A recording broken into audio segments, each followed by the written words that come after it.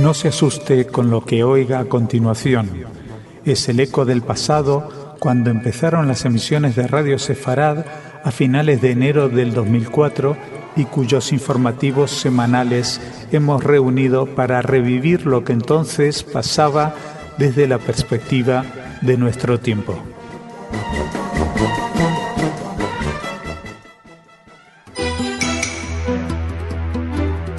Señoras, señores, bienvenidos a nuestro espacio informativo. Es un placer volver a estar aquí con ustedes y poder hablarles de algunas de las noticias que han ido sucediendo en estos días. Les vamos a hablar de esa manifestación en Barcelona pidiendo la libertad de Gilad Shalit.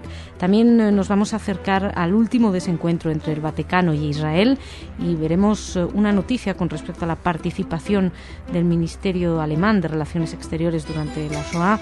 Una noticia que personalmente no me lo parece tanto, pero ustedes juzgarán. Y terminaremos también hablándoles de unos supervivientes húngaros y de las denuncias que acaban de imponer. Todo esto será en nuestra primera parte del espacio informativo junto a Jordi. ¿Cómo estás? Hola Masa, muy contento de que estés aquí otra vez. Pues nada, aquí vuelvo y como es nuestra costumbre tendremos una segunda parte del informativo que será en la que Ana nos va a traer noticias de corte cultural. Pero empezamos, decía, hablando de esa manifestación a favor de la libertad del soldado secuestrado Gilad Shalit. Así es, la noticia la hemos recogido de Aurora Digital, que informó ayer de que el domingo miles de personas se manifestaron pidiendo la libertad de Gilad Shalit. Yoel Shalit, hermano del soldado secuestrado, habló en este acto recriminando al gobierno de Israel, a la Unión Europea, a la Cruz Roja y al mundo libre en general por haber olvidado el destino de su hermano. En el acto también tomaron la palabra el presidente de la comunidad israelita de Barcelona, Lawrence Franks, y la conocida periodista Pilar Rahola. Los organizadores entregaron un número a cada participante, uno por cada día que el soldado lleva secuestrado. Por cierto, que hoy martes lleva 1.583 días en cautiverio sin poder ver la luz, sin poder haber sido visitado por ninguna verdadera organización de derechos humanos, por la Cruz Roja o por cualquiera. La idea de la manifestación era la de incluir a Barcelona en el mapa de las importantes ciudades que se han solidarizado con lo que le está sucediendo a Gilad Shalit. Se han manifestado en París, en Londres, en Ginebra, en Roma, en Nueva York, en todo Israel, evidentemente. Ustedes, como saben, hemos hablado ya de este caso aquí en muchas ocasiones. Pudimos entrevistar al presidente de la comunidad judía israelita de Barcelona, quien nos habló de esta iniciativa, y recordar que Gilad fue secuestrado cuando tenía 19 años. Un grupo de terroristas entró en Israel, mató a algunos soldados y se llevó a Gilad, y desde entonces se lucha por conseguir su liberación. Y seguimos, vamos a hablarles de un tema que, tiene que ver porque habla del conflicto. Lo que pasa es que ha opinado el Vaticano también con respecto al conflicto israelo-palestino. El vicecanciller israelí Dani Ayalon manifestó en un comunicado que el encuentro de obispos católicos de Medio Oriente fue secuestrado por los enemigos de Israel después de que los prelados le hubieran atribuido la mayor parte de la responsabilidad por el conflicto con los palestinos. En su comunicado final emitido el sábado, tras 2 semanas de reuniones, los obispos exigieron a Israel que acepte las resoluciones de Naciones Unidas que lo urgen a dar fin a su ocupación de territorios árabes y dijeron que no debía utilizar la Biblia para justificar las injusticias contra los palestinos. El Papa Benedicto XVI había convocado el encuentro para debatir el futuro de los cristianos en una región de mayoría musulmana.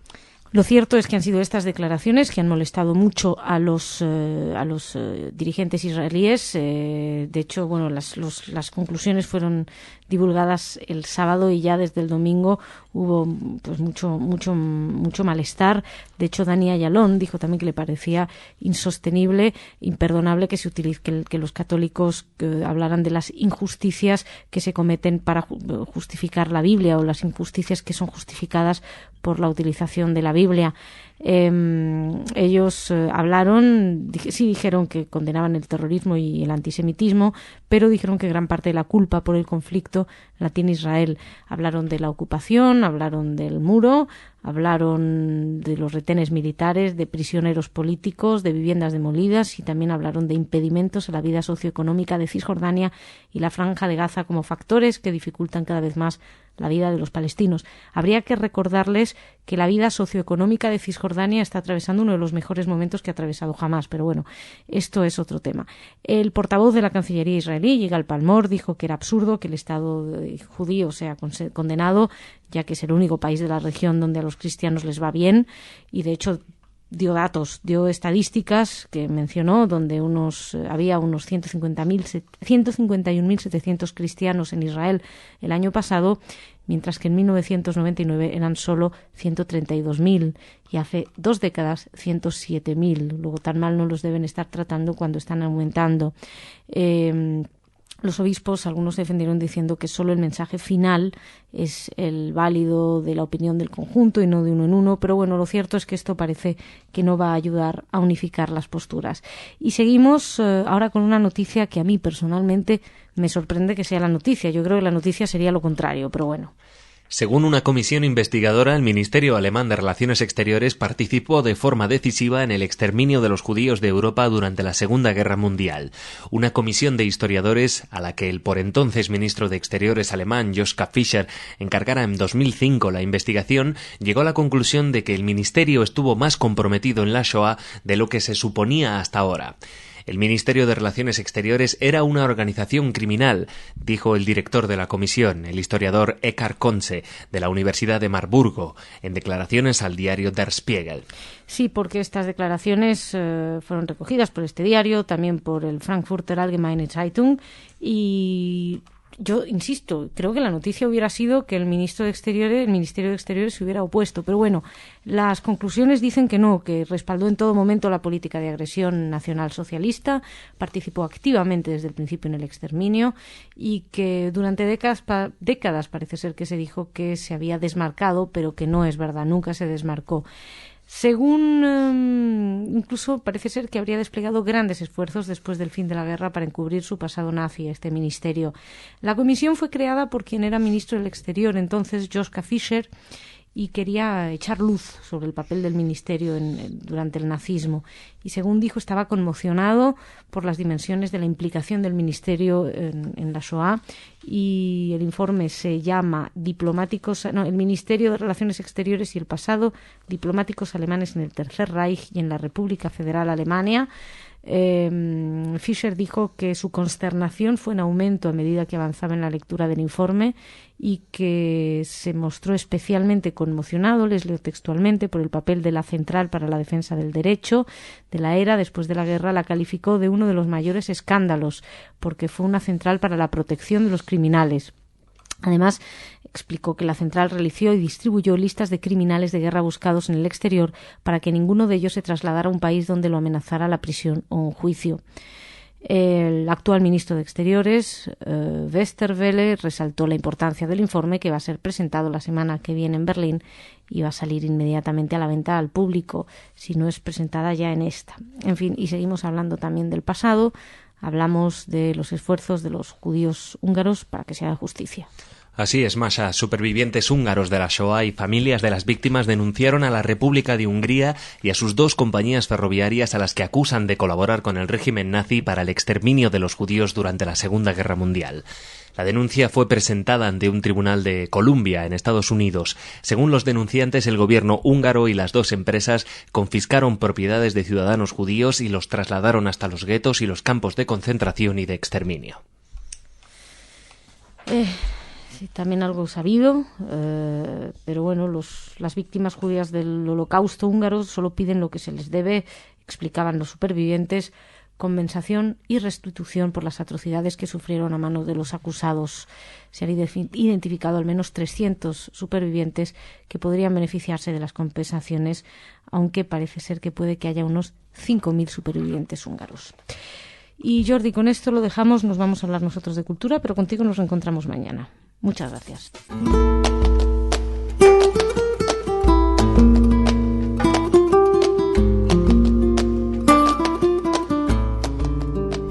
Ana, ¿cómo estás? Muy bien, Masha, ¿qué tal? Muy bien, encantada de volver a verte y ansiosa por saber qué pasa culturalmente por el mundo. Bien, te voy a contar.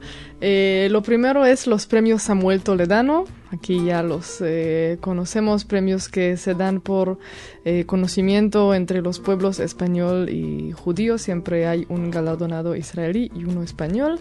Y este año son el investigador Ángel Sáenz Badillos, de la Universidad Autónoma de Madrid, que es investigador de literatura medieval hispano-hebrea. Y de Israel tenemos a Mordejai Arbel, que investiga las comunidades judías hispano-portuguesas. Y el próximo 31 de octubre será la ceremonia. Y bueno, desde luego intentaremos hacer alguna entrevista. Sería buenísimo poder conseguirlo. ¿Y qué más? Y sigo con un poco de cine. Bueno, ya en los últimos años todo el mundo está fascinado con lo que pasa en el cine israelí, pero hay gente que tuvieron confianza en este cine desde hace mucho, porque el Festival de Cine Israelí de Los Ángeles cumple 25 años. Fue fundado por Meir Feinstein, un israelí que vive pues desde hace muchos años en Los Ángeles. Y bueno, ya se está celebrando en estos días con muchos premios, muchos famosos, y seguirá hasta el 7 de noviembre.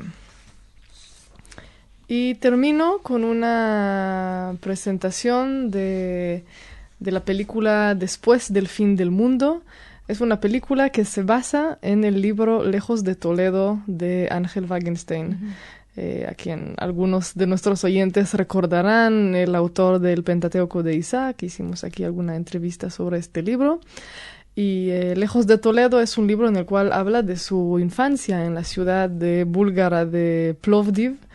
Y este libro ya se convirtió en una película y él mismo estará presentándola en Madrid, en el Centro Hispano-Búlgaro. Qué rápido han hecho la película, porque rapidísimo. El libro tiene muy poquito. Sí, sí, sí. Bueno, pues Ana, muchísimas gracias. Gracias a ti. Hasta mañana. Hasta mañana. Señoras, señores, muchas gracias a ustedes también. Nos encontramos mañana con más noticias.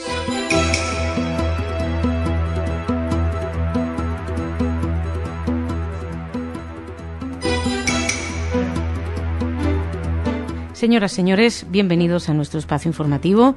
Para quienes lo estuvieran esperando, les decimos que Avi Dichter no viene a España. Nos explicará Jordi después, porque además de hablarles de eso, les vamos a hablar una vez más de Irán y de su escalada nuclear. También nos acercaremos al presidente de Chile, a Sebastián Piñera, que hizo unas declaraciones, o más que unas declaraciones, cometió un error bastante reprobable, y terminaremos hablándoles de educación en Francia y de los problemas laico-religiosos que atañen a la enseñanza de la Shoah. Todo esto en la primera parte de nuestro espacio informativo. En la segunda, Ana, como de costumbre, nos va a traer noticias de corte cultural. Pero empezamos junto a Jordi. ¿Cómo estás? Hola, Masa, muy bien. Bueno, ¿qué pasa con Avi Dichter, que no viene? El exministro y actual diputado del partido de Kadima, Avi Dichter, canceló un viaje a España para participar esta semana en un acto por la paz organizado por la Coalición de Madrid por temor a ser arrestado a su llegada a este país. Dichter fue jefe de los servicios secretos Shin Bet durante los primeros años de la Segunda Intifada, cuando una ola de terroristas suicidas palestinos fue lanzada contra objetivos civiles en Israel.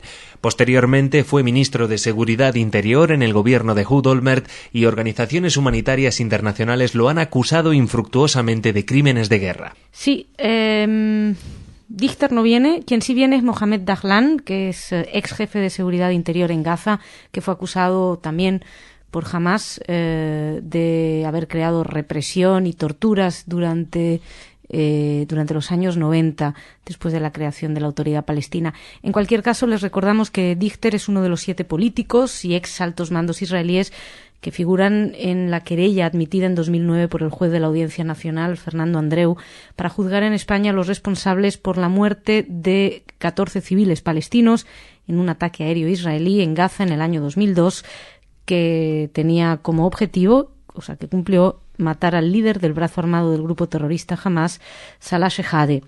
Salah Shehadeh era responsable del asesinato de cientos de civiles israelíes, era líder de la brigada Izdin al-Qassam, y estaba él de líder durante la campaña de atentados suicidas contra objetivos civiles en Israel. Él mandaba a los comandantes de campo en Gaza y en Cisjordania, definía la política terrorista de Hamás y estaba involucrado en la fabricación de misiles Qassam que todavía hoy en día los israelíes pueden ver caer a diario en sus territorios. El caso es que Avi Dichter no puede venir a España por ello. Y seguimos, les hablamos de Irán. Así es, Masha. Expertos iraníes comenzaron a cargar ayer por primera vez combustible en el núcleo del reactor de la central atómica de Bushehr, situada a orillas del Golfo Pérsico. La planta empezará a operar una vez que las 163 barras de uranio enriquecido sean colocadas en el núcleo del reactor. La información fue adelantada el lunes por el presidente de la Comisión de Seguridad Nacional y Política Exterior del Parlamento iraní, quien definió la ocasión como una gran victoria de Irán sobre las grandes potencias. Explicó que Alemania, Reino Unido y Francia se han opuesto a transferir a los investigadores la tecnología para construir centrifugadoras, pero se enorgullecía Alaeddin Borujerdi que hoy en día hay entre 7.000 y 8.000. Bueno, como saben, hay un gran miedo acerca de la intención de Irán. Se acusa a Irán de ocultar bajo el programa nuclear civil otro de naturaleza clandestina y de aplicaciones bélicas. Y que el objetivo sería la adquisición de un arsenal atómico, algo que Teherán dice que para nada, a la vez que explica que hay que hacer desaparecer a Israel del mapa y que van a hacer todo lo posible por ello. Y seguimos, ahora ya cambiamos absolutamente de tema, les hablamos de lo que hizo el presidente chileno. Un periódico muniqués desveló el error del presidente de Chile, Sebastián Piñera, a la hora de culminar el sábado en Berlín la gira que le llevó a cabo por las principales capitales europeas. El último acto oficial de Piñera en la capital alemana fue un desayuno en el Palacio, que es la sede de su homólogo germano, y como es tradición, el dirigente invitado tuvo que dejar constancia de su presencia en el libro de oro de visitas. Fue entonces cuando Piñera cometió el error con la ayuda de su embajador en Berlín, Jorge O'Ryan. Y queda aquí el misterio de cuál fue el error. Bueno, pues el error fue que queriendo escribir algo amable para Israel, se le ocurre, tiene la infeliz ocurrencia de preguntarle a su embajador en Berlín cómo se escribe Deutschland, Deutschland über alles, que para quienes sepan era la letra del himno nazi, que en Alemania ya no se canta por vergüenza terrible. Pero lo mejor es que Jorge O'Ryan, que es embajador en Alemania, debería haberse estudiado un poquito la historia del país en el que está y en vez de decirle lo que sea, le explicó cómo se escribe über alles y le dijo cómo escribirlo de manera educada.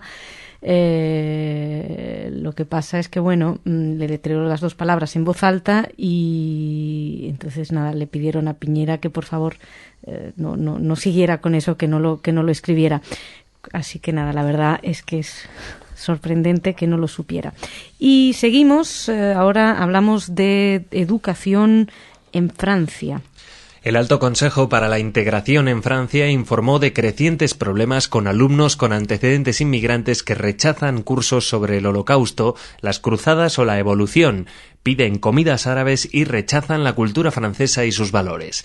El informe, cuyo borrador fue publicado por un diario durante el fin de semana, explica que se está volviendo difícil para los profesores resistirse a las presiones religiosas. El informe final se presentará al gobierno el mes que viene. Y nos haremos eco aquí exactamente de ver cuáles son las noticias de las que no se quiere hablar. Es curioso porque también hay problemas con el pensamiento darwinista, hay pensamiento antidarwinista que dice y explican que los alumnos están desafiando cada vez más la teoría de la evolución porque dicen que el ser humano es de origen divino y según los profesores que se quejan dice que no están ofreciendo ninguna argumentación.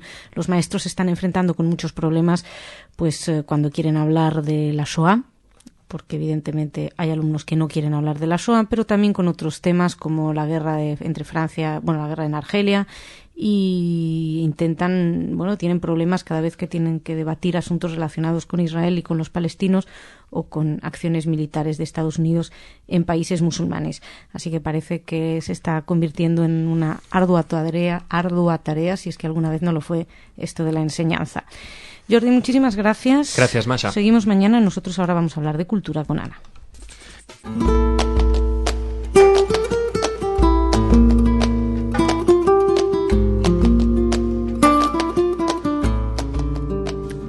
Ana, ¿cómo estás? Bien, Masha, ¿qué tal? Muy bien, muy bien. ¿Y cómo está el panorama cultural? Está klezmérico. Ah, muy bien. Nuevo término para el diccionario. Cuéntame. Entonces, hoy y mañana tenemos en Barcelona y en Madrid 2 conciertos de Lerner Mogilevsky Duo. Ya los conocemos aquí, estuvieron ya en España a principios de este año, creo que incluso fueron entrevistados aquí en la radio. Estamos hablando de Marcelo Mogilevsky y César Lerner, que formaron este dúo de Klezmer Buenos Aires. Entonces, hoy en Barcelona a las 8 de la tarde en el Teatreneu y mañana en Madrid en la Sala Clamores a las 9:30 de la tarde. Muy bien. Y bueno, nos quedamos en Argentina porque ahí la comunidad judía de Tucumán celebra 100 años con grandes festejos. También publicaron un libro, La comunidad judía de Tucumán, hombres y mujeres, historias y discursos, donde encuentran toda la historia desde actas hasta entrevistas y bueno, ahí está toda la historia. Lindo. Felicidades, Tucumán. Y terminamos con una despedida. El dramaturgo judío Joseph Stein falleció el pasado lunes en Nueva York. Él nació ahí, hijo de inmigrantes polacos en 1912 nació. Murió ahora con 98 años. Él escribió mucho para musicales, probablemente la obra así de su vida. En el 1964, Fiddler on the Roof. ¿Te suena? Creo que he oído hablar de esto, sí. Pues, lo he oído cantar, además, sí. Pues Joseph Stein es quien escribió originalmente esta obra de Broadway, que bueno, se convirtió en película, se convirtió en... Va a haber que hacer un homenaje. En una leyenda. Va a haber que hacerle un homenaje. Y yo creo que sí. También escribió, por cierto, la obra de teatro de Zorba, el griego. ¿Ah, sí? Sí, sí. ¿Pero en un musical? Sí. Ah, no sabía. Bueno, eso dice el periódico. Bueno, sí, si lo dice el Tú periódico. que eres experta en musicales me haces dudar, No, pero no, eso no. dice el periódico. No, he descubierto muchas cosas que no sé. Puede ser esta una más. Ana, muchísimas gracias. Hasta Queda aquí mañana. este recuerdo a Joseph Stein. Y señoras, señores, muchísimas gracias a ustedes también. Nos reencontramos mañana aquí en Radio Sefarad con más noticias.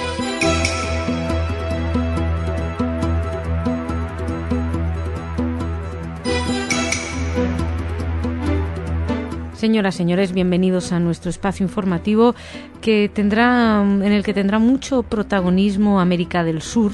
Evidentemente vamos a hacernos eco de la muerte del expresidente Néstor Kirchner, pero vamos a hablar antes de lo que sucede entre España y Venezuela, de un viaje donde se habló de antisemitismo, también en relación con Argentina, otro viaje en el que se habló de antisemitismo.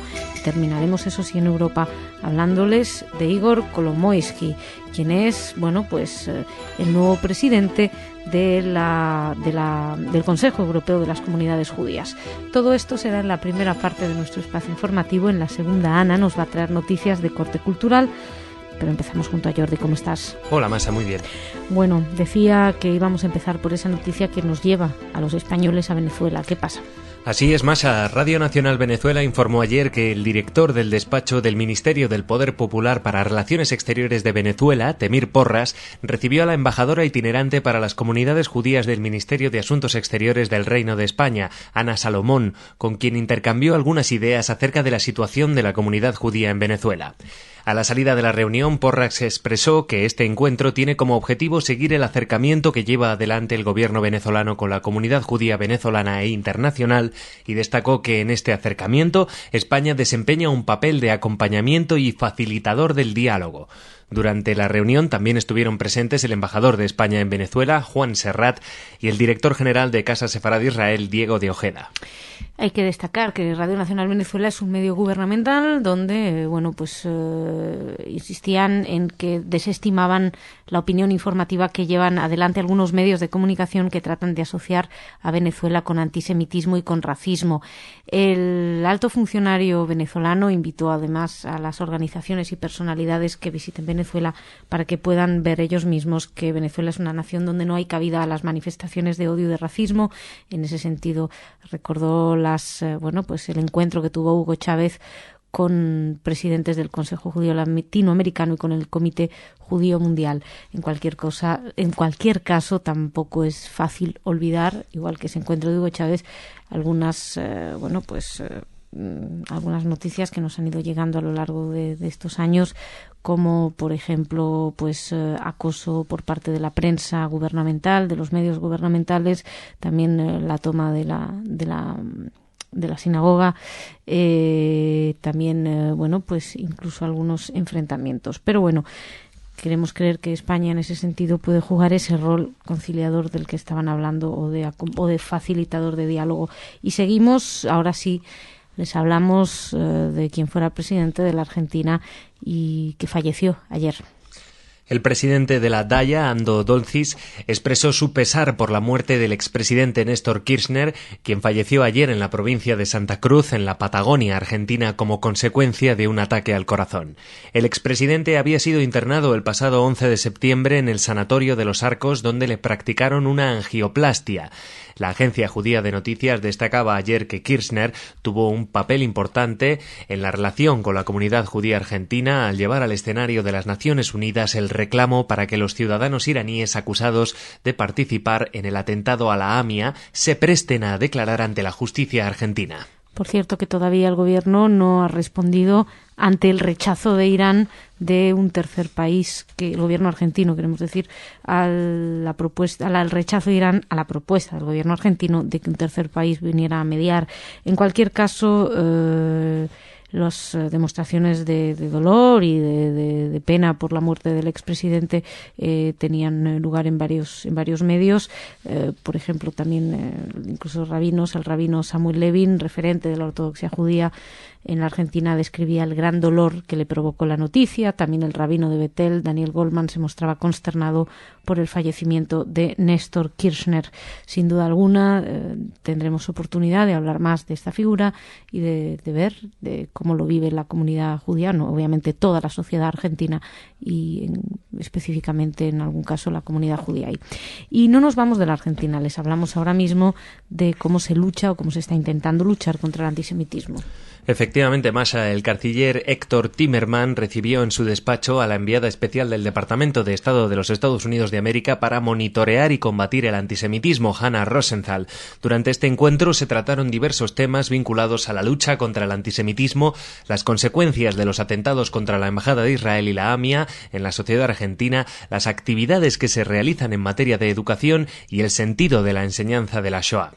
Además, se intercambiaron experiencias respecto a las iniciativas que se llevan adelante en materia de restitución de la memoria histórica en sociedades que han sufrido eventos tan traumáticos como el Holocausto o el terrorismo de Estado. Así lo destacaba Timerman y ratificaba el activo compromiso del Estado y la sociedad argentina en la lucha contra el antisemitismo. Señalaba además el apoyo argentino en diversos foros, acompañando instrumentos que condenan la negación de la Shoah y las prácticas discriminatorias de todo tipo, incluyendo las basadas en motivos religiosos, étnicos, orientación sexual, género, entre otras.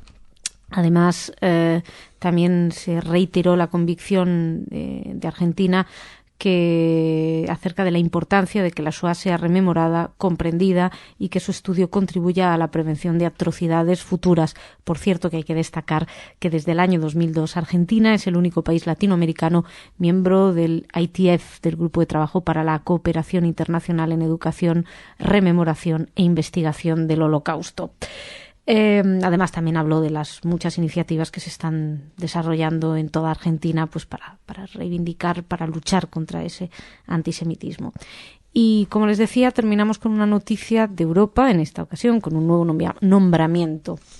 Y el nombre es Igor Kolomoisky, empresario ucraniano que fue elegido el lunes presidente del Consejo Europeo de las Comunidades Judías en su Congreso de Berlín. La vicepresidencia del Consejo la desempeñarán Jonathan Joseph, de Gran Bretaña, Tommy Orny, de Italia, y Vadim Rabinovich, de Ucrania. Estos dos últimos fueron reelegidos en este puesto, Masha. Y yo voy a destacar, no la noticia, puesto que los personajes no los podemos conocer, no sabemos mucho de ellos, pero les voy a destacar cómo han mencionado la noticia en todos los medios latinos. En todos hablan del famoso empresario Igor Kolomoisky y que es uno de los más ricos. Se habla de su fortuna, de en cuántos millones se estima, en cuántos millones de dólares, que es el tercer lugar entre los ucranianos más ricos, 488 según la lista de Forbes.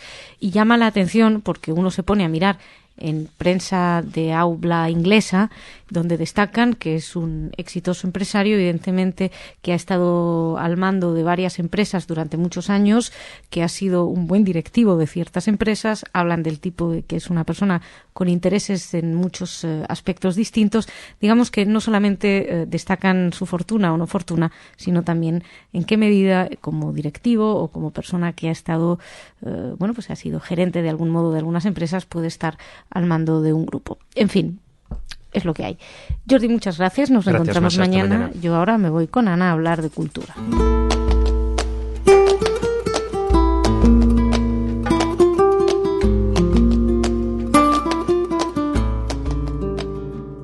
Ana, ¿qué tal? Bien, Masha, ¿cómo estás? Muy bien, esperando a que me digas a dónde podemos ir, qué podemos escuchar, qué hay por ahí culturalmente volando en el aire. Muy bien, pues empiezo justamente hoy a las 8 de la tarde. Arranca el curso 2010-2011 del Centro de Estudios Judeocristianos, nuestros amigos de la radio. Y esta charla de apertura de Jacobo Israel Garzón se titula Judaísmo y Occidente. Esto es hoy. Y ahora me voy a algo que no es exactamente agenda cultural. Ya sabes que siempre tenemos boicots y presiones y todo este tipo de cosas.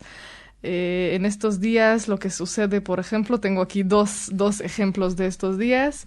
Este fin de semana el teatro de Tel Aviv, el Teatro Cameri, se supone, por el momento va a ser el centro del fin de semana que organiza la Asociación Europea de Teatro, que se reúnen cada año, creo, en otra ciudad miembro de esta asociación. Y por primera vez iban a ir directores, dramaturgos y directores de teatro de toda Europa a Israel, ver obras de teatro, obviamente, charlar.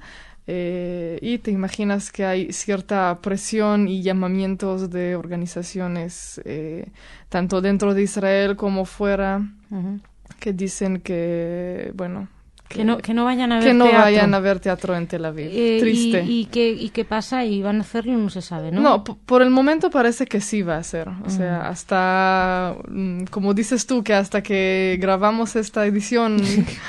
Al cierre de esta edición... Eso era lo que... Al cierre de esta edición va a ser. Bien, veremos mañana. No se dieron a la presión política. ¿Qué es, perdón, gente de todo el mundo, directores de todas partes? De toda Europa. Eso es la Asociación Europea de Teatro. Entonces, como Israel en ese sentido, aunque técnicamente no pertenece a Europa, en muchas cosas de cultura sí lo pertenece. Cultura como Eurovisión y cosas así. Exactamente.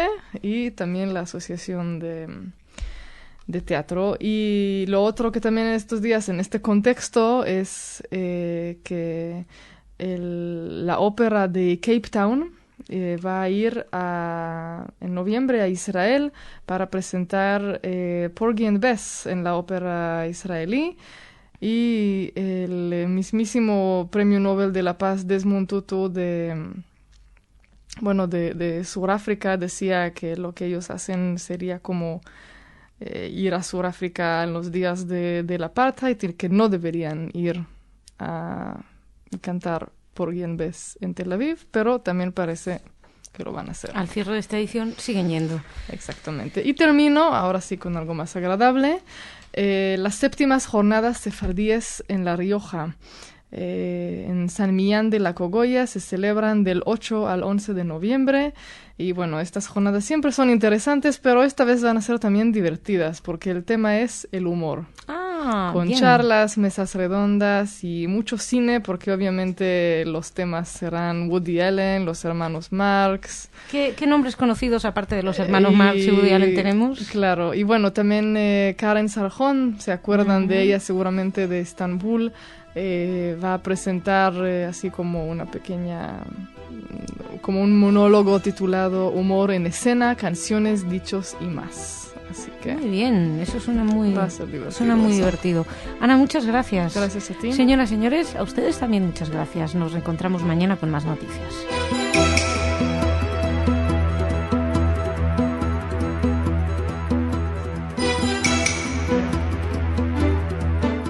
Señoras, señores, bienvenidos a nuestro espacio informativo. Como cada viernes les decimos que para hablar de Israel tenemos un programa especial. Hoy es Desde Israel.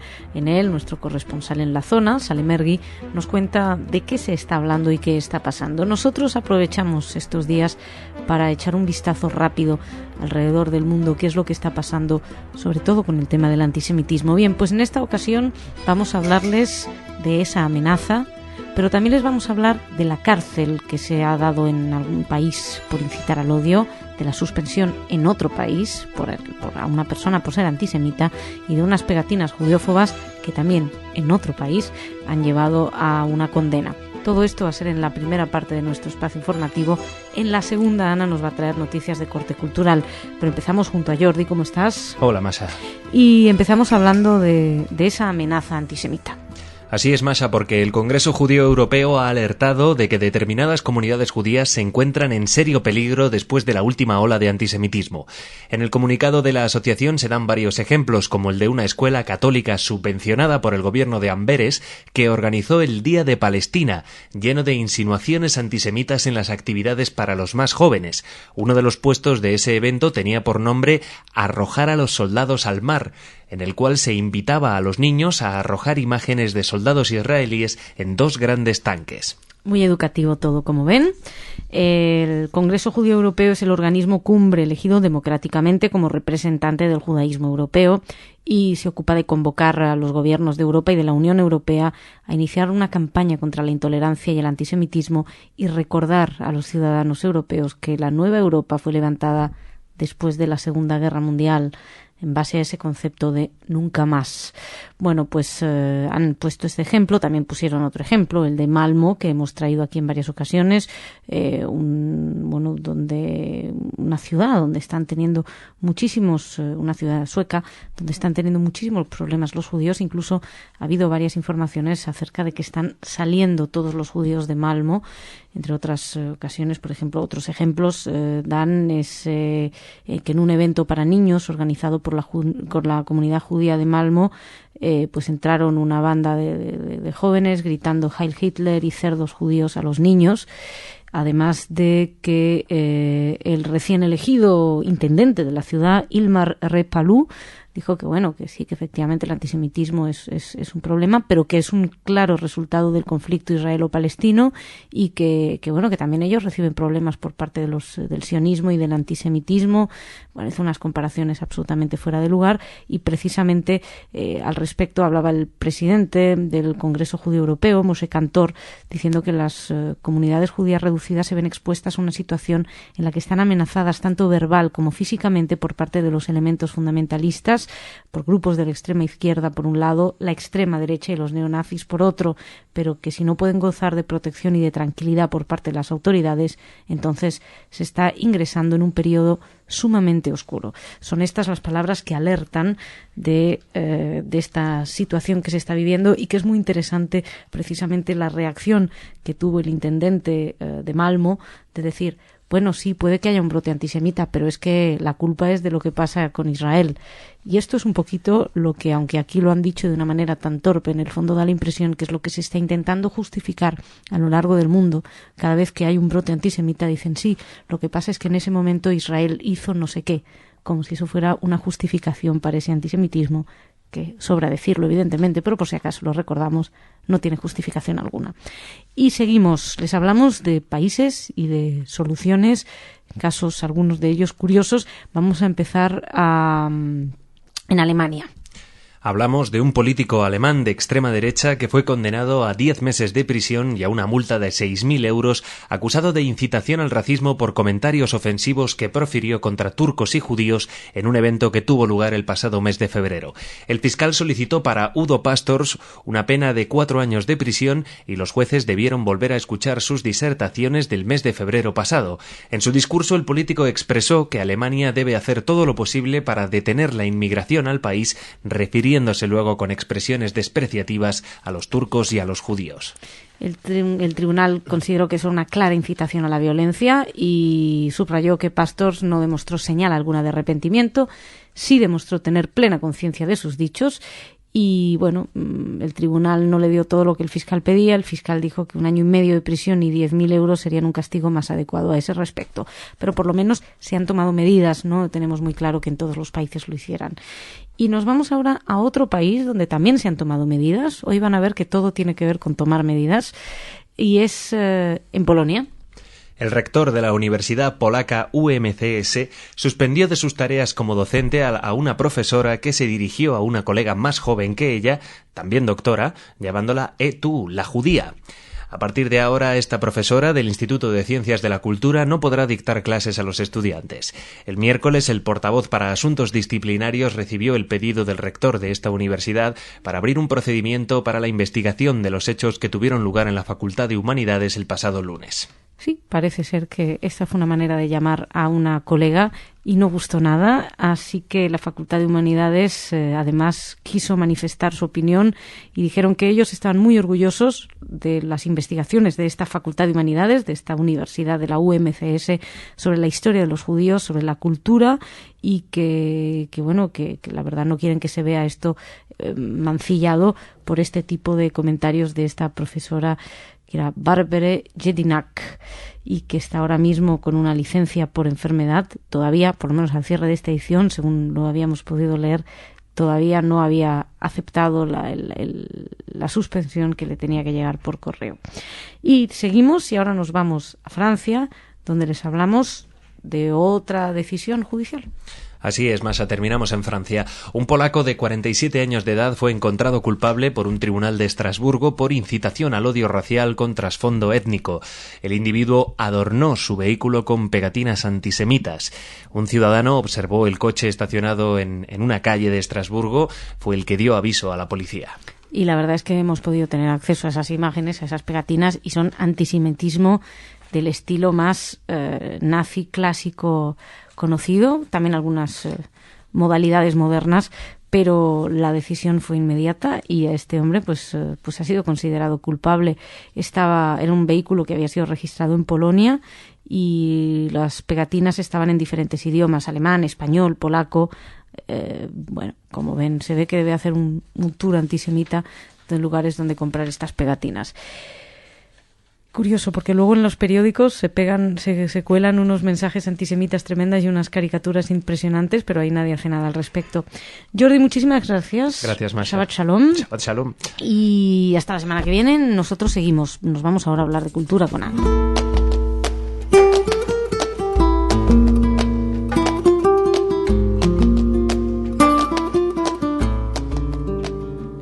Ana, bienvenida. ¿Cómo estás? Bien, Masha, ¿qué tal? Muy bien. Cuéntame, ¿con qué terminamos la semana a nivel cultura? Bien, pues primero en el Centro Cultural Blanquerna se está terminando un ciclo de actividades relacionadas con judaísmo y Barcelona, aquí en Madrid, con un concierto de música sefardí de Adolfo Osta, que es cantautor e intérprete de música tradicional, que presenta en esta ocasión una serie de canciones de boda de los judíos catalanes. Eso el 5 de noviembre. Qué especificidad, ¿no? Muy canciones específico. de boda y de los judíos catalanes. Además de catalanes. Solo faltaba decir del año 1309. Eso. Bien. Bien, y sigo con un ciclo de cultura judía que se organiza por la Fundación Cantera todos los años en Miranda de Ebro. Los días 8, 9 y 10 de noviembre habrá 3 conferencias. La primera, el encuentro del judaísmo con la cultura helenística, por Natalio Fernández del CSIC, seguido por aproximación a la historia de los judíos del Reino de Navarra, por Juan Carrasco, catedrático de la Universidad de Navarra, y finaliza el miércoles 10 con el Yiddish, lengua y literatura de los judíos de Europa del Este, por la muy conocida en Radio Sefarad, Roda en el de Abecassis. Solo tengo que decir que es una pena que es justamente los 3 días. ¿Te acuerdas que ayer conté que en La Rioja va a haber unas jornadas sobre el humor en judaísmo? Pues son los mismos 3 días. Es una pena que estas cosas las hacen. Es tremendo porque no hay tanto. La verdad se podría buscar. Hacemos un llamamiento desde Radio Sefarad para que por favor coordínense. Exacto, y nosotros nos coordinaremos para ir. Exacto. Y termino con Jon Stewart. Jon Stewart es un cómico judío de Estados Unidos. Él tiene uno de los programas más vistos probablemente en la televisión de Estados Unidos, The Daily Show, que como su nombre indica, sale todos los días, todas las noches. Es un programa así satírico, político, de mucho éxito. Y Jon Stewart fue elegido esta semana como la persona más influyente de los Estados Unidos. Por decir algo, Obama llegó al número 21, al lugar 21. Bueno, o sea, ¿y quién lo ha elegido? El magazine, la revista cuyo nombre... ¿No será Forbes? No. Forbes ya ayer estaban diciendo también que no sé quién era el judío más rico o algo por el estilo. Claro, esa es otra cosa. Pero bueno, sí es curioso porque después de él están Bill Gates, el de Microsoft, y Mark Zuckerberg, el creador de Facebook. Uh-huh. Y solo después Obama, que por cierto Obama justo ayer salió en el programa The Daily Show. Mira. De Jon Stewart. Un tema entre los primeros, los más influyentes del mundo. Que nació como Jon Stewart Leibovich. Ajá. Bueno.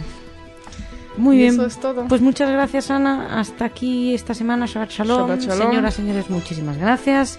Shabbat Shalom. Que pasen un buen fin de semana. Seguimos aquí en Radio Sefarad. Todo para ustedes.